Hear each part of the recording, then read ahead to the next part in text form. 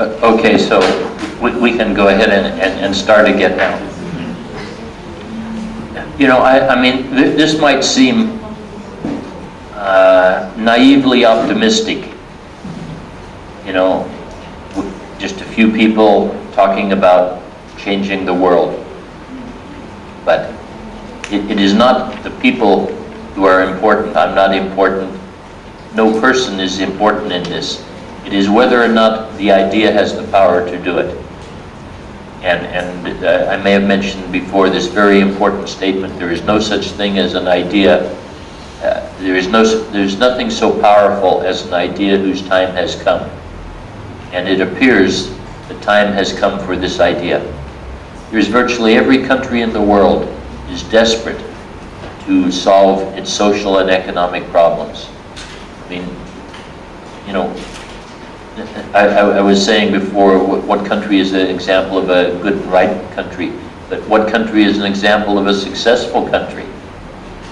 I mean, America is the richest country in the world with the largest debt in the world. And the only reason they are able to live at that level of material wealth is because they borrow trillions of dollars, which they can't pay back.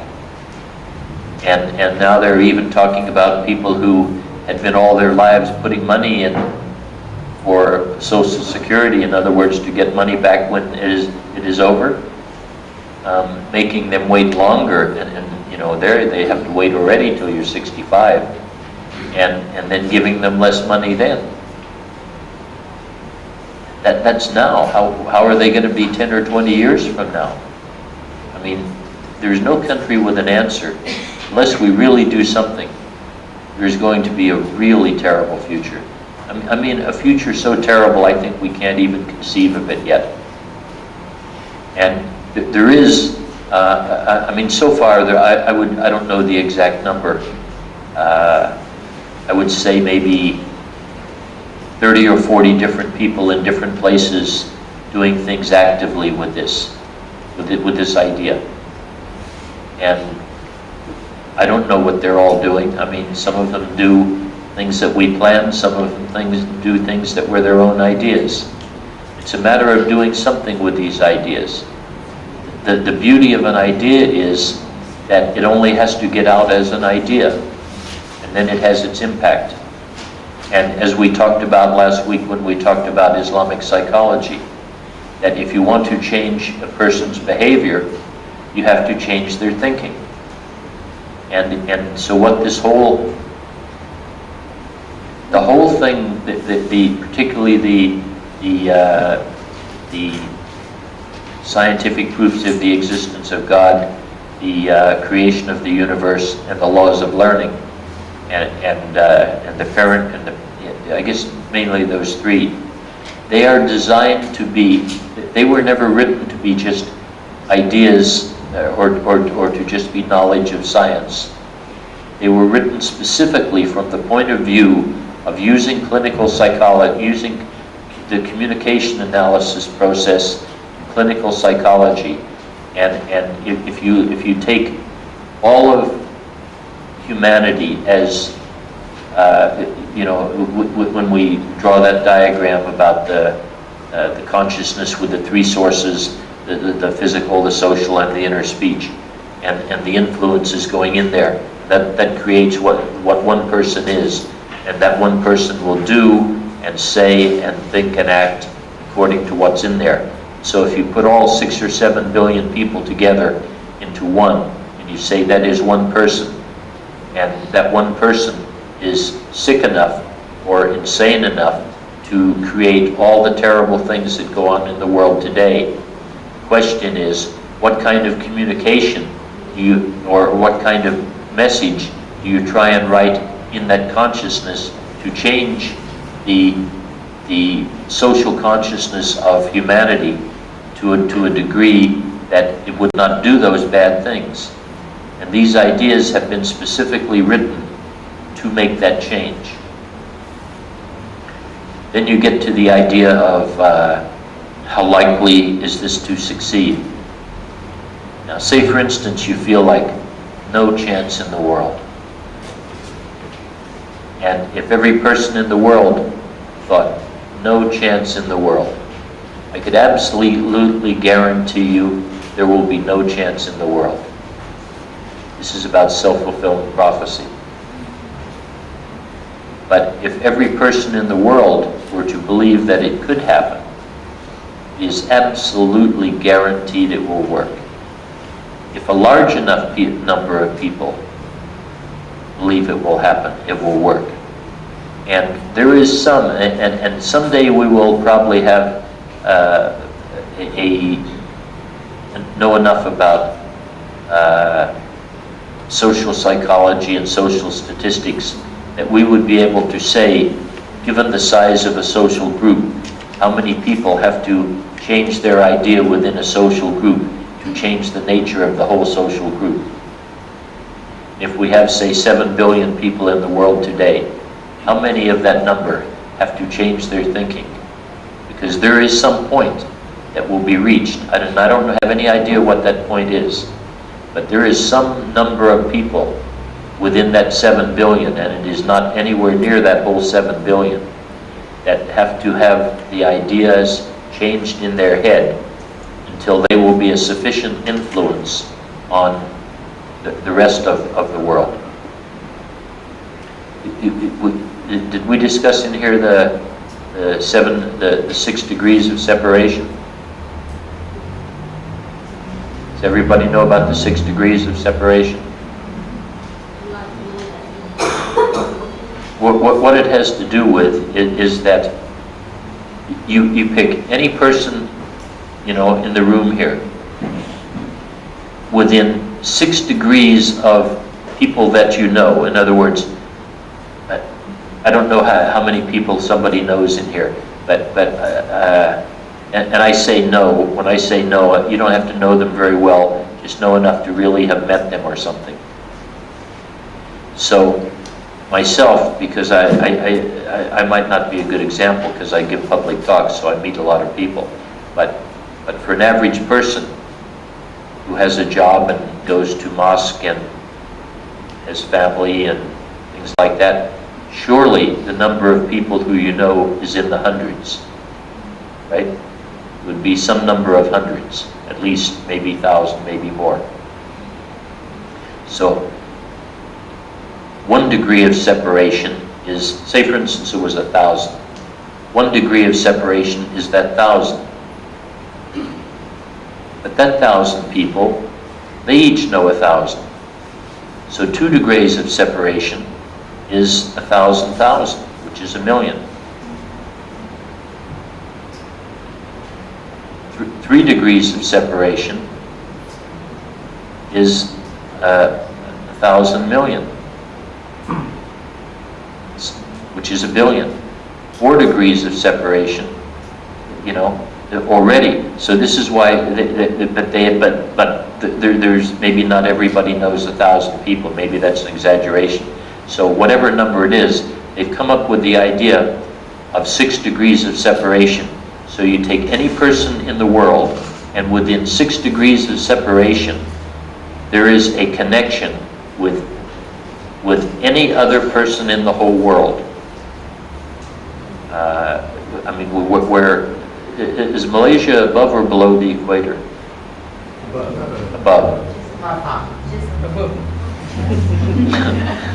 One half is above, one half is below. Oh, it's always hard for me to tell. I never know where I am. So that's why the water goes straight down the sink and it doesn't swirl. No, that's not true. So, like, probably not many of you know any Eskimos, do you? Okay.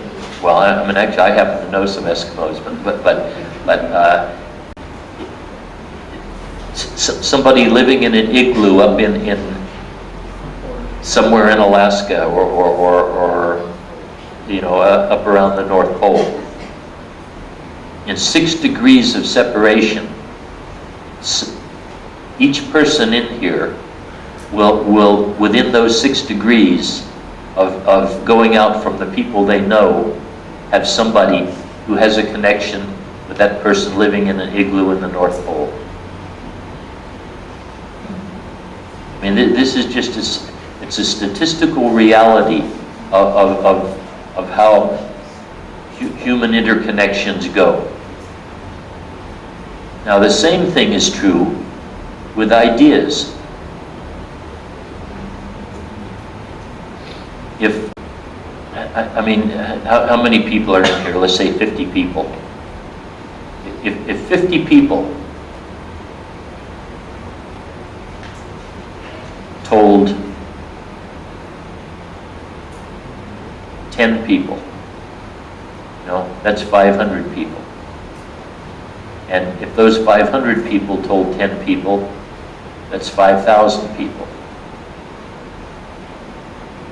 And if those 5,000 people told 10 people, that's 50,000.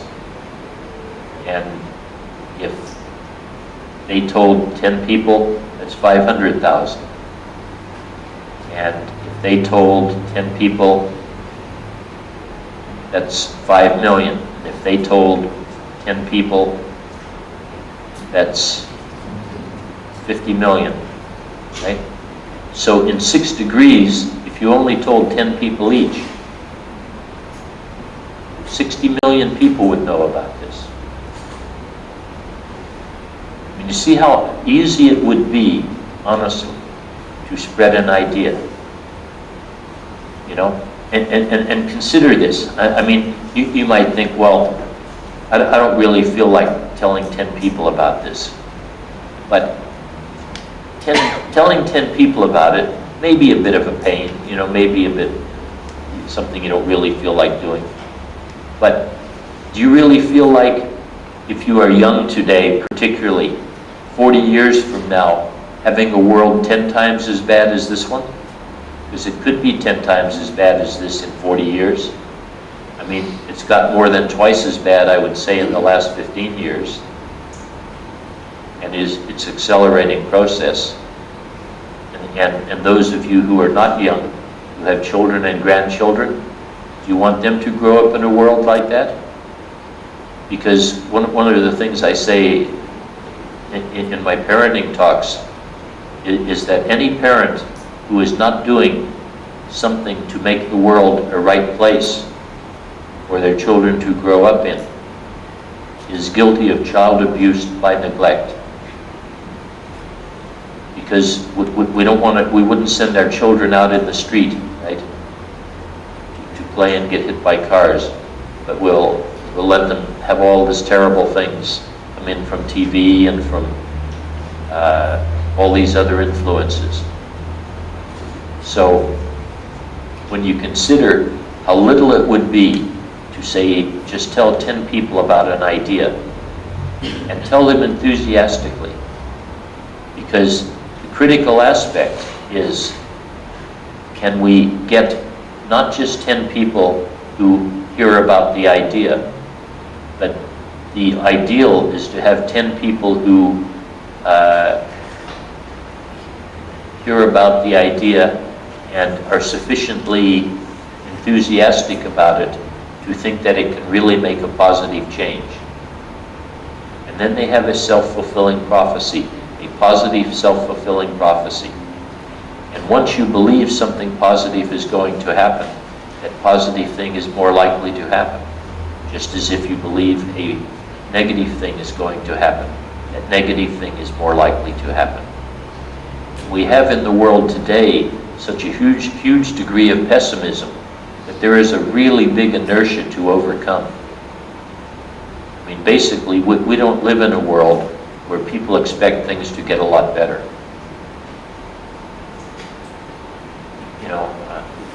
That they do surveys every once in a while in different countries. Like, how many of you expect next year to be better than last year? And usually they get some number like 15 to 20%. People expect next year to be better than last year, which shows a huge degree of pessimism in the world. And if you have 85% of people expecting each year that the next year will be worse, you can just about guarantee for sure that each year is going to be worse than the one before. Has anyone ever seen a survey in Malaysia where they ask, you expect next year to be worse, better or worse than the last? They have surveys like that in Malaysia? They have the economic survey started some 2 weeks ago. But they ask that question. Whether you can economically better this year or something like that. Economically better, maybe. Right? But is somebody more likely to rob you of your economic gain or not? So I think that's not a fair question. It's really not a right question in the world to make a judgment. But it is an interesting question. You see, it shows where our interests are. By the way, when I was young, business section in the newspaper was like maybe 1 page.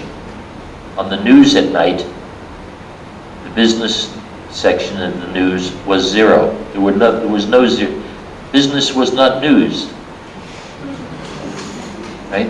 Now on CNN, I would say approximately 2/3 of the time on CNN is spent about business matters. And the business sections in newspapers are really huge. So we have become very, very business oriented. But we have not become very, very socially oriented in the sense of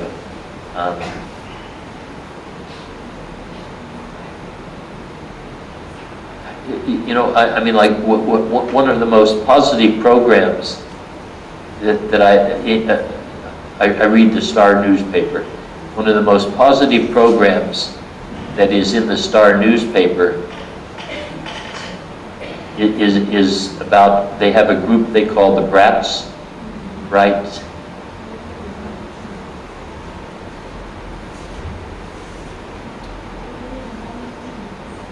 Has anyone ever heard of the Brats? Does anyone know what it means? Oh, yeah, bright, annoying, teen. Yeah, I know, bright, annoying. No. Bright, roving, annoying. Oh yeah, bright, roving, annoying teens. And that's the most positive thing that I've seen in there as a social program. And I mean, I don't want to be too harsh on them, but it is barely a positive program. And even the idea, you see, of using the word brats for them. There is this very powerful thing in the world about the use of words. The association of, aside from the word annoying, which clearly is quite annoying. The idea that a group of teens who are doing something good are called brats is not really socially appropriate. It gives the wrong idea. You know, it's and the use of words are really, really critical. For anyone who has ever read George Orwell's 1984, the book itself is very good, but at the end it has an appendix, and the appendix is about newspeak, and it is about the alteration of language to alter how people think, such that the Ministry of War is the Ministry of Peace. You know, I mean, as a very simplistic example. one of the most successful uses of this was during the Russian Revolution. The people who won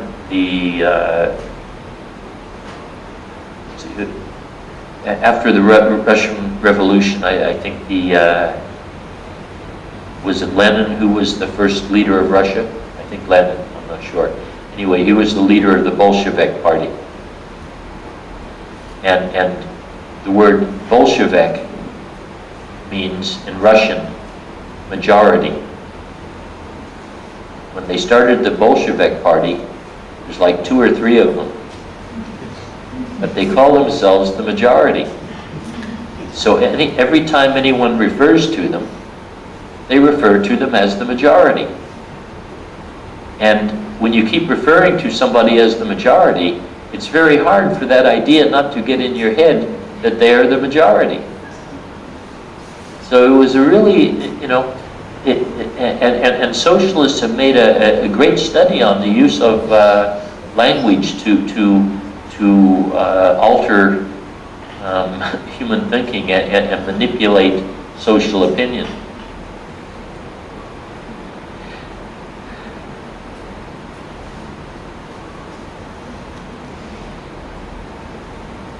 So anyway,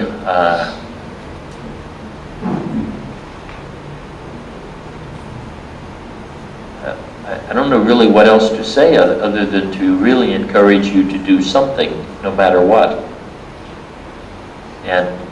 But what I don't know whether we could fill the rest of the time, which is about a little over a half hour or about a half hour or so.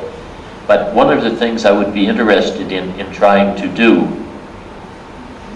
and I hope it wouldn't bore you, is to answer any questions you may have about anything I have said in any of the talks, or about anything else you might want to answer. Now there are certainly many things in the world I don't know, but this might be the last opportunity. So do you think it would be valuable for me to just use a half hour of time now to throw it open to any question at all anyone wants to ask? If I can't answer it, I'm willing to say I don't know the answer. Yes, brother. In your theory of the origin of the universe, there was no indication of expansion. Just the photon clash with each other and produce electron, positron, proton, so on. But there's no the sense of expansion. Just the it's there. Okay, I didn't. I mean, I at least implied expansion if I didn't say it, but I'll be a little more explicit. When there is no time and no space and no matter, and a singularity comes to occur, and this singularity, in this singularity, photons collide, creating particles. As soon as a particle is created, the particle has 3 dimensions, and so it now includes a volume of space. Because it is not just 1 or 2 photons colliding, but enough photons colliding to create 10,000 billion stars in the bubble we can see, and then many more beyond. Every time a photon is created, not a photon, a physical particle is created,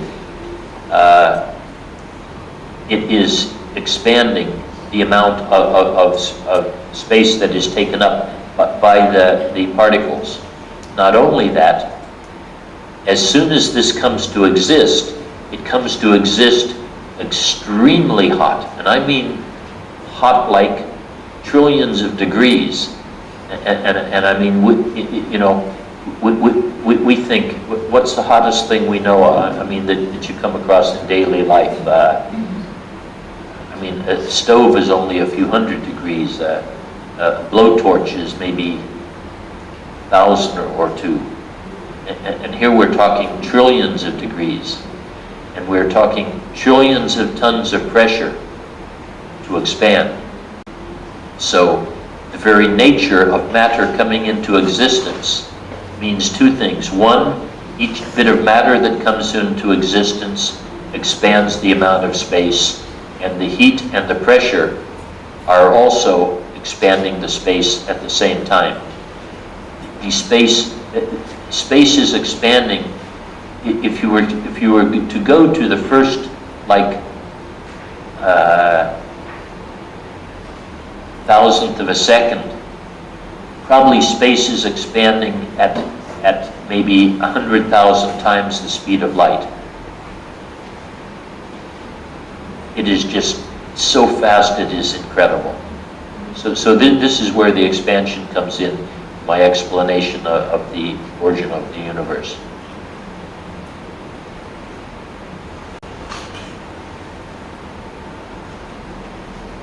Please do take the opportunity for questions. Yes?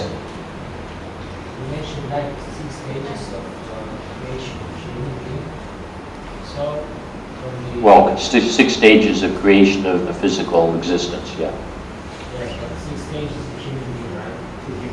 To human. Well, the human being is stage 6. So is that proof of evolution or something? Proof of evolution? No, that was my point. That well, here we get back to the question again, what do we mean by the word evolution? Is it proof that there were various stages? Yes. But by evolution, we generally, unfortunately now mean Darwin's theory of evolution, which is not just that there were progressive stages. I mean, Islam has no difficulty at all accepting that there are progressive stages in the development of Allah's creation. I mean, I have found at least twice in the Quran where Allah actually uses the word stages. I have created this world in stages. But if you mean evolution in the sense like Darwin is talking about it, no. It was the exact proof that that is not the case. You know, this is the important thing to understand. Just because there are progressive stages does not mean that Darwin's theory is right. Darwin made his theory up to give an answer to why we observed the progressive stages of the development of biological life. And the answer that I gave is one that puts Allah as the actual mover by sending information by light energy. You see, I mean, just to briefly go over this, the fact that when Allah has subatomic particles and He wants to put them together to become atoms, He sends information by light energy, and then that light energy goes to the particles and tells them come together and relate to get together in a way that is an atom. When He wants to create molecules, He has them come together in a way that forms a molecule. The same thing with biological life. But it appears, because I don't know whether in here I used the word before, but Allah is parsimonious, meaning Allah is very efficient. So with the most complex molecule that Allah has created, that what Allah does is just alter the message on that molecule each time He wants a new stage to be developed. The same way He has done all the different things, He sends a little bit of light energy to the subatomic particles, tells them what to do, how to arrange themselves, and on a DNA molecule, it doesn't take very much difference in arrangement to move from one stage to another. And this is the process that goes on, which eliminates the need for the missing links, which have never been found. There have never been found transition species. The reason we never found transition species is because Allah doesn't do not transmission, transition species, that Allah doesn't need to do a transition. He has a stage here. When He wants a new stage, He just tells the DNA molecule to produce the new stage. So it is not evolution in the Darwinian sense at all. It's an explanation, though, of the progressive development of the stages of the material creation, which Allah has told us that He did do in stages. It goes on up to the ape. It goes on up to the chimpanzee at least. And what we discussed is how he got from there to Adam is open to interpretation. But it is really important to understand. It doesn't matter whether Allah chose to take the DNA of a chimpanzee and alter it so that it became Adam, or whether He chose to create Adam with 98% identical DNA to a chimpanzee, but totally separate from the chimpanzee. It really doesn't matter. I mean, Allah did it the way He wanted to do it. And the result ends up with what we see in the world today. And we end up with human beings being different than animals. So this is why I was saying to someone earlier today who was saying, what if science later finds some of these things that you have said about, like the creation of the universe, to be different? It's okay, because they're not going to conflict with what it says in the Quran either. A revelation is written in a way that covers all the possible truths. So whatever we find out to be the truth is already covered there.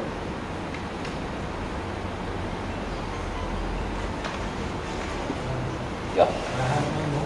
Sure. What is your understanding of one of the greatest sign in Quran, which is the sunrise from the west and from the east? How do you compare this? The sun will rise in the east and in the west, and not in the east.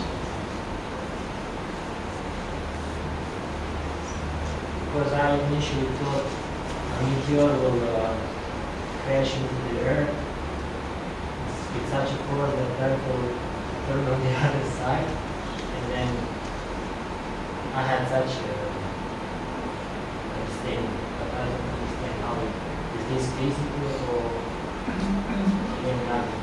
Well, I mean, I generally don't interpret revelation of that type, but I would say it doesn't necessarily mean. See, this is a really important thing in interpretation of revelation, that everything.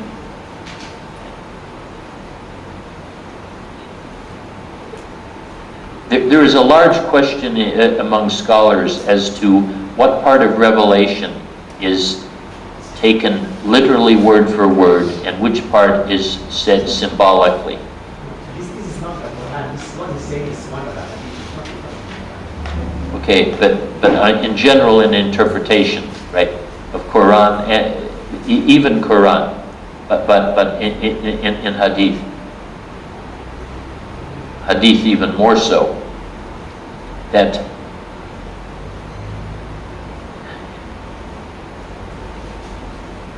there is in general, I would say, the probability of revelation being told in symbolic language is of higher probability than being told in literal language.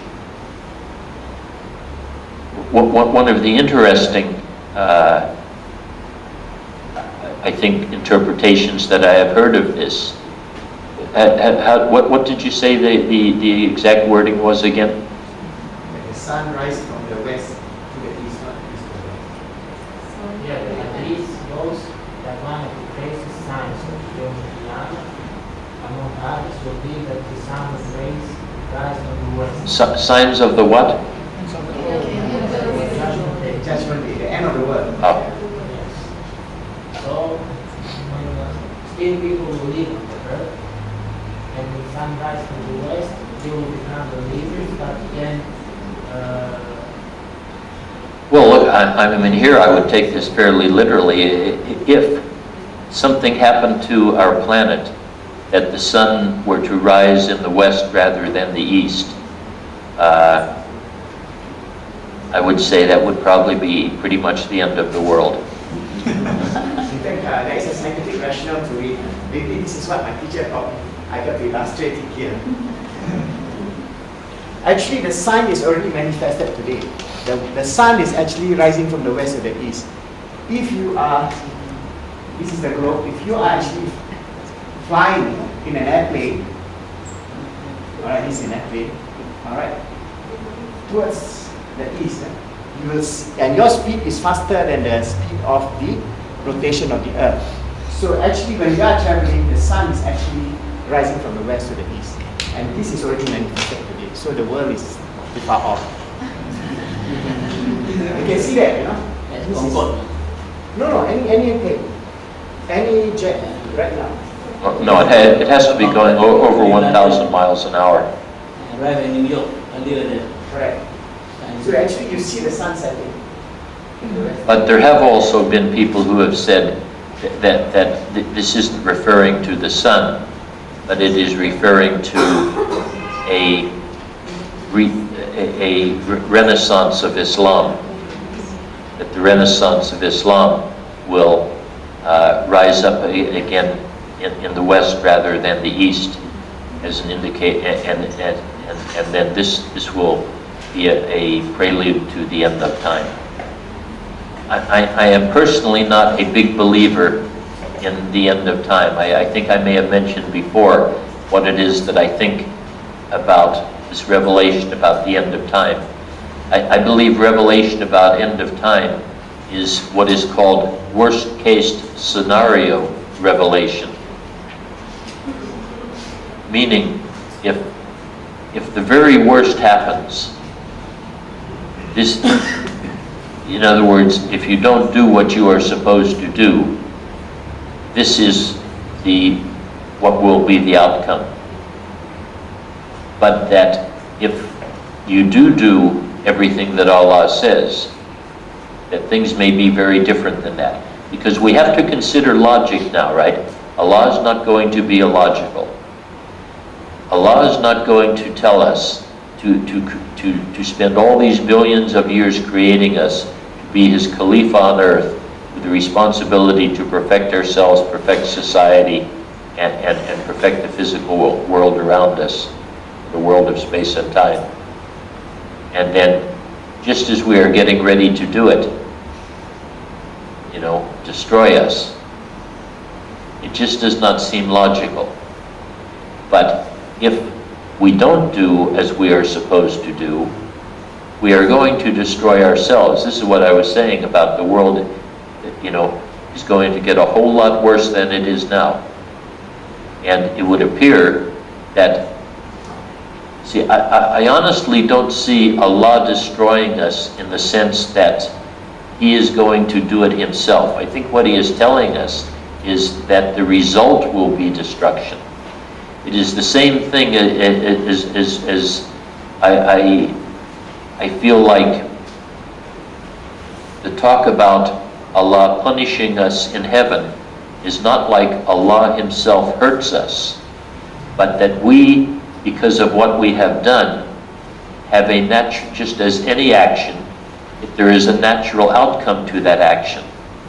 And the natural outcome to living a life not in accord with the will of Allah results in us being in heaven.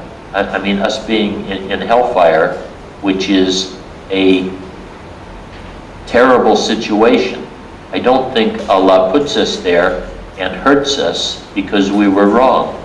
I just find it really hard to reconcile that kind of behavior with all of the positive aspects of Allah. There does not seem to be that type of thing within the nature of Allah to do it that way. So I think we are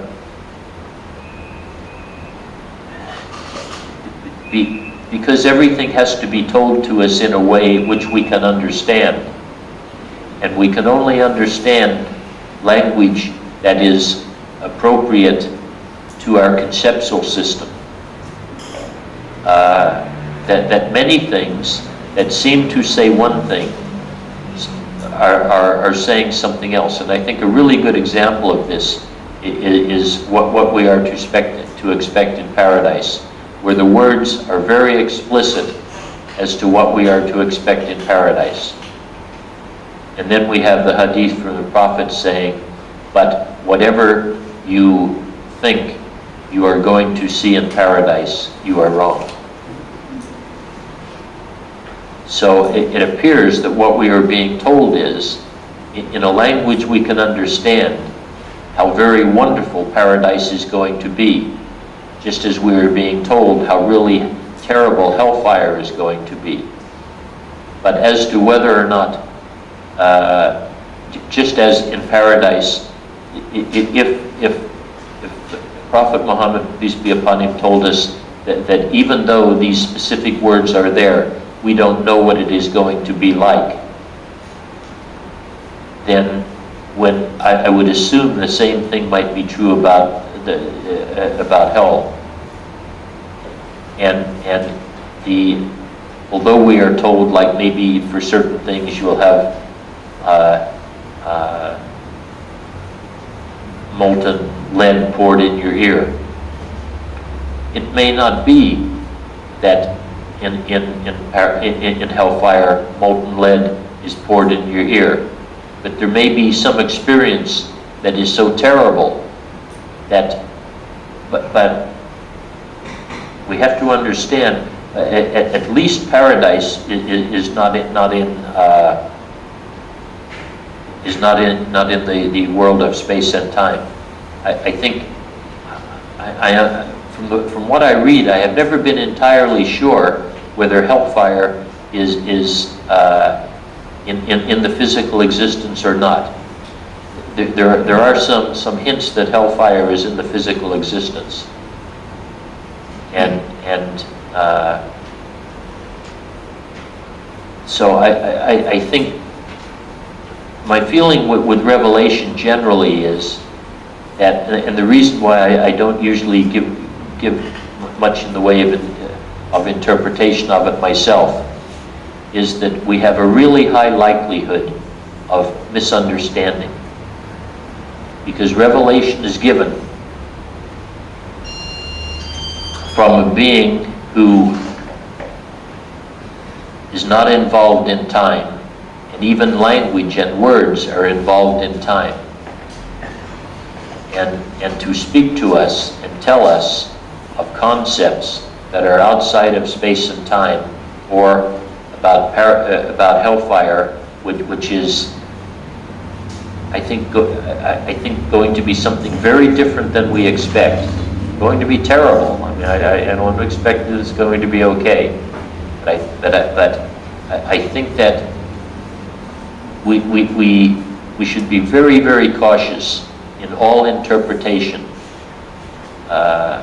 because of the nature of how you get from a language of something that is non-describable in words and concepts that we know, but has to be said to us to guide us.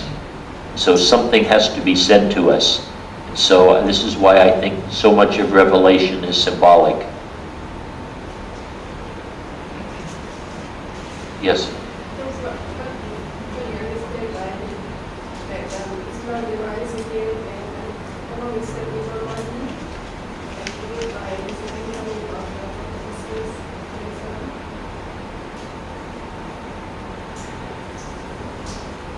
Yes, once again,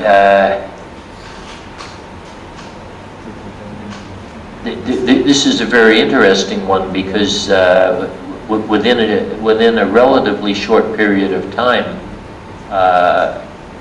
a generation or so, or a couple of generations after the sending of the Mahdi, who is supposed to usher in peace to the world, and there will be a time of peace, that then the world comes to an end.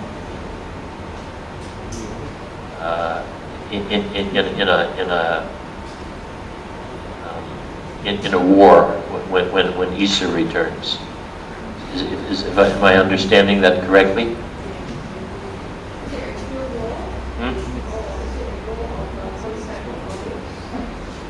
Well, I mean, I don't know. See, once again,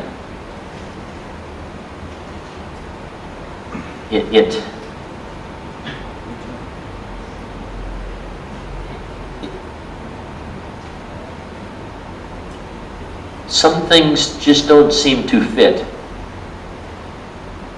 And this is why I wonder whether we understand them correctly.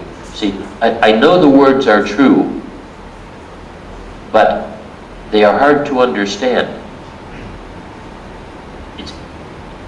It's hard to understand how, after somebody comes and ushers in a period of a generation or 50 years or however many years it is of peace on earth, that all of a sudden then there'll be this terrible thing happens and everything comes to an end in this great battle between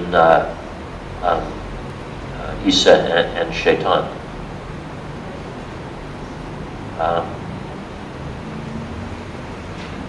You know, when I hear this, I say I can't understand it. So I don't mind not understanding. It doesn't really bother me that I don't understand it. And it doesn't really change how I live my life. You know, I just go ahead and do all the things I can do with the Islam that I can understand, and say for the rest of it, whatever Allah is going to do, He's going to do. And it's just going to happen.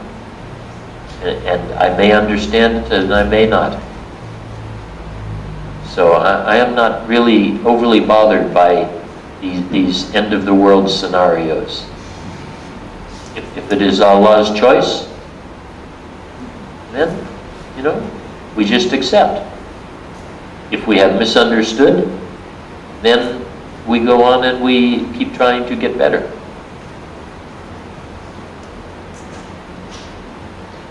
I think what is important is we should not be overly concerned with this end of the world syndrome, because a lot of the Muslims are looking at end of the world syndrome for salvation.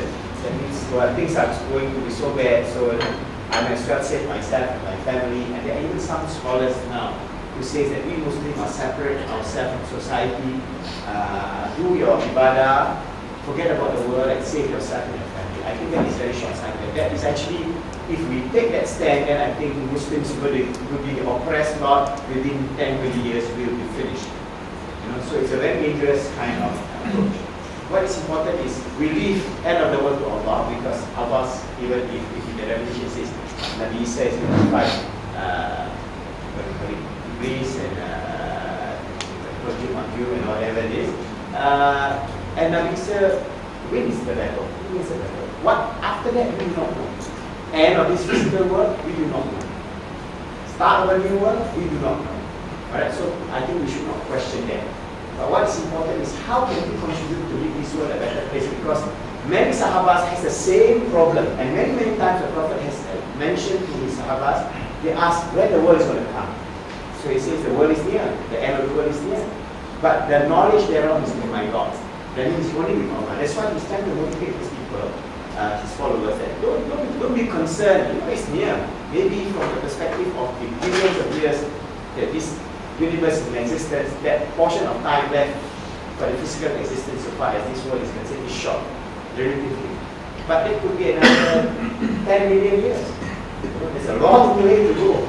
So I think we should not be stuck with this end of the world syndrome, because that could lead to cults. There are a lot of cults who believe so-called so and so in the Imam Mahdi, so the and so on, and there are, I think, more than 10,000 claimants to that thing. So there's a lot of problems there. Secondly, it teaches you hopelessness. That means you got no hope. It teaches you to give up. And that is against Islam. Islam is full of hope. Islam is full of vision, full of mission, full of meaning. So if we can move forward, let Allah decide when He wants to decide. But let us do what we have to do. So that is the whole thing that we can put into perspective. So I'm a bit concerned here because a lot of us actually look at the end of the world, end of the world. Everybody is talking about the end of the world. I mean, then that is self-fulfilling prophecy again. We are looking at, end of ourselves as an ummah. So we should actually forget about that, do our best, and inshallah we will overcome whatever. I would have to say it is a rare day, honestly. I mean, unless I'm home alone, where somebody does not bring up the question about the end of the world. And myself, honestly, unless somebody brings up the question, the thought never ever crosses my mind. Seriously doesn't. Somehow we happen to meet in the angry, journal or somewhere. This end of the world. I heard of this argument, since heat is the dissipation of all energy comes between heat. I hope it's correct. Dissipation of energy. Every form of energy will turn to heat. The heat is accumulated. Then there rise in entropy. Finally, we come to a state of maximum entropy. Complete chaos. That might be the. Well, I know, but you see, I mean, consider how much mental energy is wasted on contemplation of the end of the world. And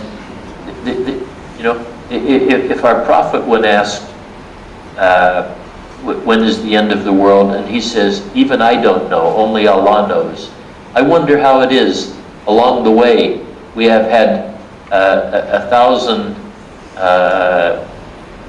or however many Muslim scholars who have found in Revelation a way to tell exactly when the end of the world is. And our prophet didn't know, and he said only Allah knows. I mean, it makes me really question the validity of their particular pronouncement. Plus the fact that so far every single one of them has been wrong, and we're still here. Right? They came and they went, they made their prophecy, it didn't happen. So I agree very much with this position, Dr. Aziz. Live Islam in a really happy, positive way.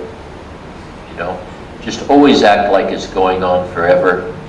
Work towards making it the whole ummah, raising the whole ummah up to being at the highest point it has ever been, and raising it even above that. And if Allah wants to stop it somewhere along the way, He'll stop it. But if He doesn't want to stop it, don't let us be the ones to hold it back. Yes? I'd like to ask, because when you see the newspapers, you see crimes, the assailants are Muslims. You see rape cases. It's saddening to see that majority of them are Muslims. Is it something to do with their social background? Why is that happening?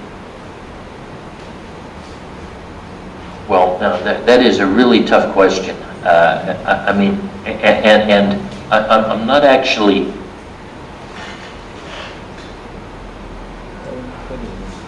I'm not positive the majority are Muslims, right? But let's say that they are.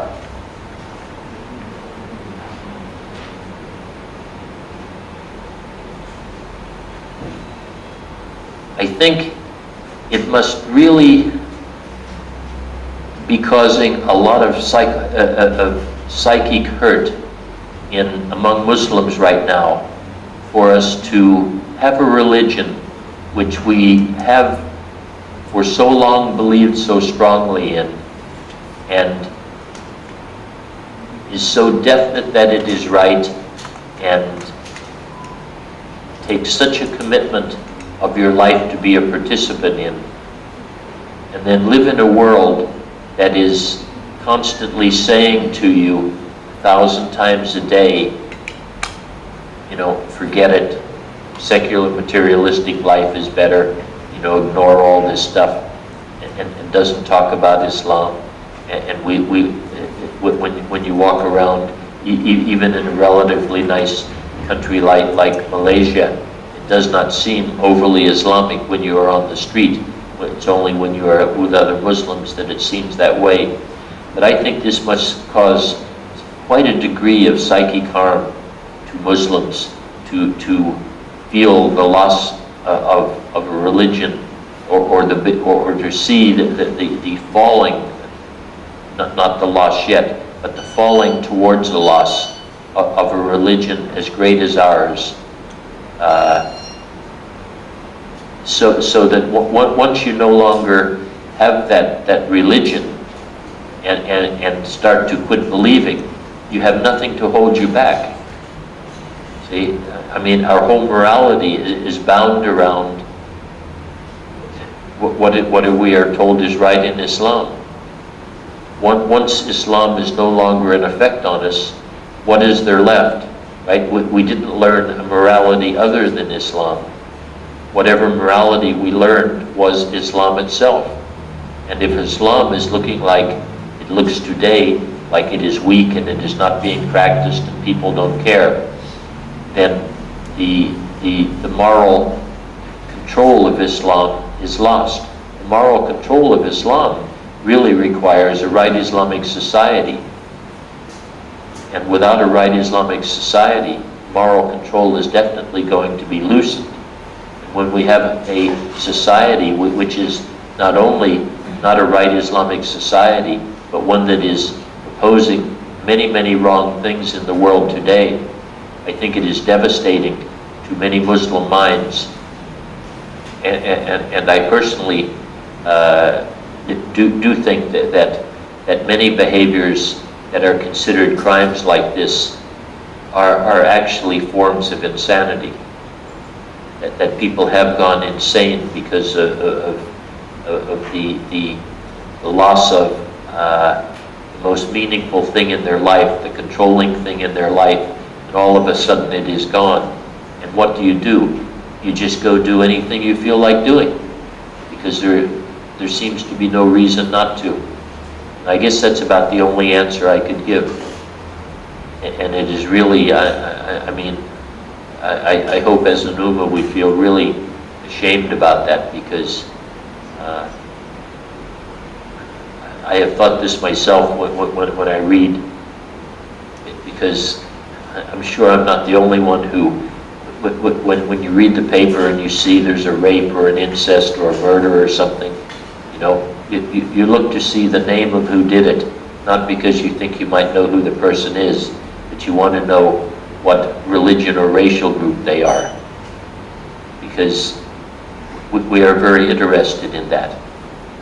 And I think one of the reasons we are interested in it is we are very worried that Muslims could possibly do some of the things Muslims are doing right now, which have been right outside the range of possible behavior of Muslims for, you know, most of the history of Islam. The things that Muslims are doing in Malaysia today could not have been done by Muslims through most of the history of Islam. So it is really a great shock for us. And then there's also the thing that once somebody or a few people start doing it, others start getting the idea from that. So, And even if it's true that this kind of thing happening once in a while, how do you compare that with the statistics in the States? The famous statistics shows that every 5 minutes there's a rape in New York.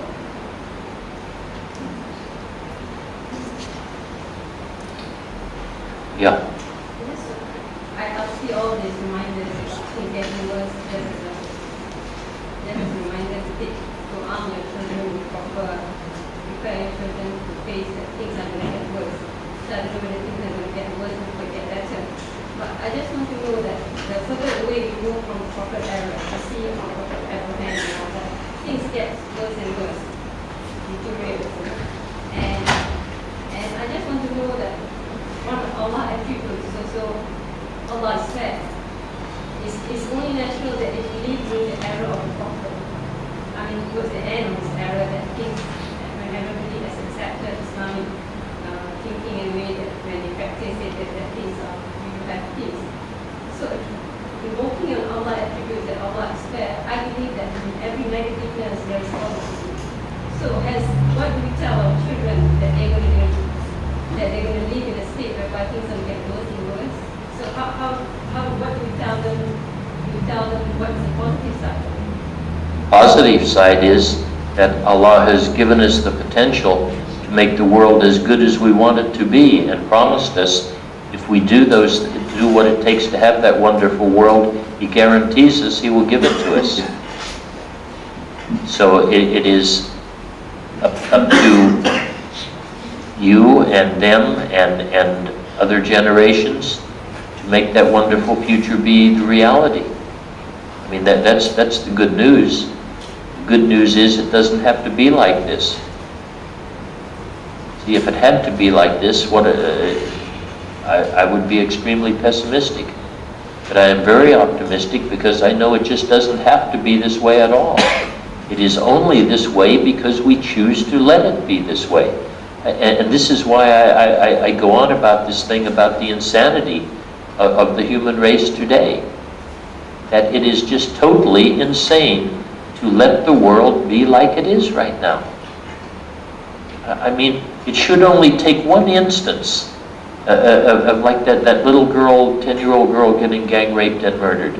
It should take one instance, and the whole country should rise up and say, we are not going to let that happen again. But what do? We read it in the paper, we say, oh, that's really terrible, and then we go on with our lives, and virtually not one person in the country is doing anything to change things so it doesn't happen again. And to me, that is insanity. And that is going absolutely against the will of Allah. And how we can call ourselves Muslims when we do that, when Allah has given us all the tools it takes to make sure such a terrible thing never happens. We just won't do it because we want to just go on living like we're living. I would like to share something about my sister's opinion about why these crimes happening among Muslims, particularly in this country. My opinion is just simple, because we are not practicing Islam fully in our life. See, because Islam is so perfect and it governs holistically in every aspect of our life. But yet many people just take chunks of them which they prefer. My teacher once said that if, for example, Islam is divided into hundreds principles, we only take 99, that equals to 0. We have to take 100%. So I agree with you that we're living in a pretty sick society right now. What we're doing right now to solve these social problems is to remedy the symptom only. And we don't actually find the root cause, what it is happening right now. For example, this criminal case of gang rape, 10-year-old student. And the government, not to point out, but this is just an opinion, we focus on suggesting that kids should learn karate lessons, have a specific alley for children, and yet I think this suggestion comes along long time ago, but things keep reoccurring. One more example, yesterday I just heard the news that one guy in the United Kingdom got hit in the head because of cabbage. But people might be laughing. Why? Because of cabbage you should inflict injury to your brother. But I don't think that people who fight for cabbage, there must be something deeply rooted inside which is not right. So when we apply the principle of Islam, it addresses everything in our life, socially, family, economically, and every sort of thing. So it is the responsibility of everybody to ensure that the way of life of Islam is a realization. Most people nowadays only point fingers to the government. Why aren't they have effort to bring up Islamic State, whereas we normally forgotten that at our level ourselves, we're not doing that. So people might do such an hideous crime because of their family upbringing, because they feel neglected in the society, even they are not dads. Because I just spoken to one psychiatrist.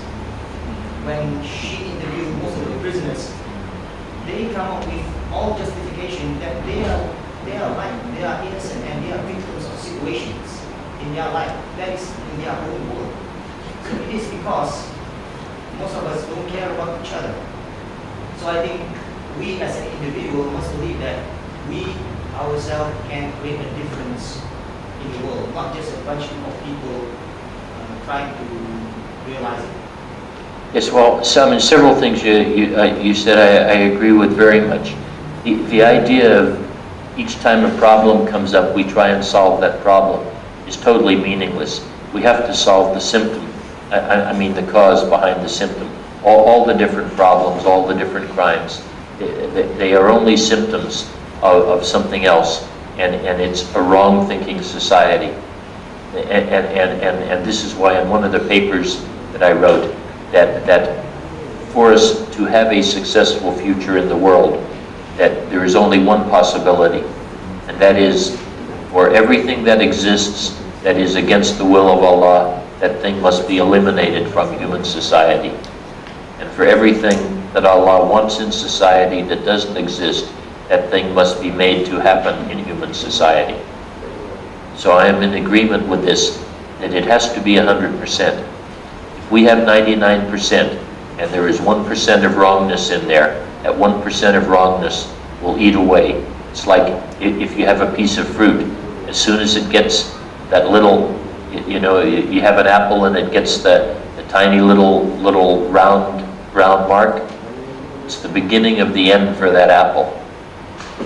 The same thing is true for human society. Either we practice Islam 100% in our lives and in our society, and it has to be in our lives and in our society, very importantly. It doesn't matter whether we just practice it in our lives. That is not going to be enough. We eventually have to have a fully and truly Islamic society. Otherwise, we will always have sitting there ready the disease or whatever it is that will eat away at the core. And we have something that is 99% beautiful, and this 1% badness will start to eat away at it until it ruins the whole thing. So the only final option is to get to a fully and truly Islamic world, and for not every person on the planet to live according to it. Every person. As hard as that sounds like it's going to get to be, it's the only real future we have. Yes? If it's already organized, and I'm getting signals from some people that they have to rush out as soon as possible. So can we have a few minutes to distribute the tickets? Yeah, sure. Yeah? Yeah. Okay, so we will end today. I thank you very much for letting me talk to you and for participating and do expect an interesting talk, I think, tomorrow on parenting. Assalamu alaikum.